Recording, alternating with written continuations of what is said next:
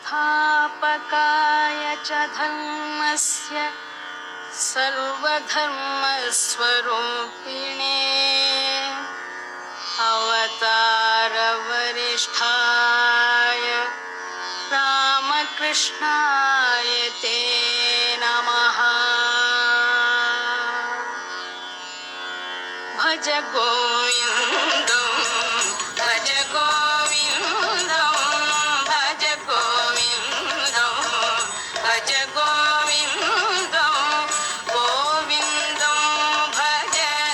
मूढमते भज गोविन्दं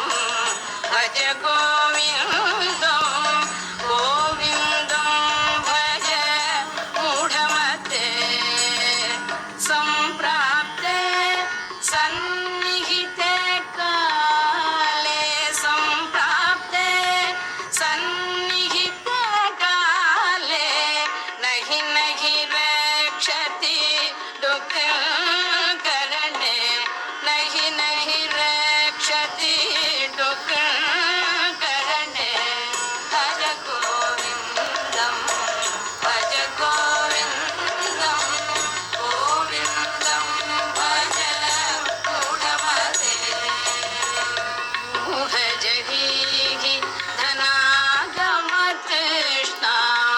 मूढजगीहि धनागमतृष्णा कुरु सद्बुद्धिं मनसि वितृष्णा कुरु सद्बुद्धिं मनसि वितृष्णा यल्लभसे निज कर्मोपातं यल्लभसे निज कर्मोपातं वित्तं तेन विनोदय चित्तं भज गोविन्दं भज गोविन्दं गोविन्दं भज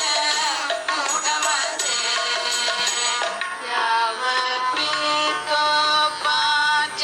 यावत्प्रीतोपार्जनशक्तः तावन्निज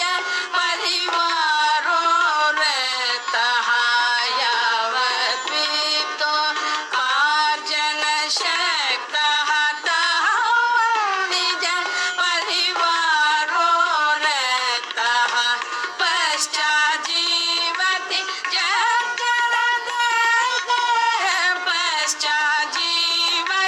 जर्जरदेहे वार्तां कोऽपि न पृच्छति गेहे वार्तां कोऽपि न पृच्छति गेहे भज गोविन्दं भज गोविन्दं गोविन्दं भज मूढमते मा कुरु धनजनयौवनगर्वं हरति निमेषात् कालसन्निभः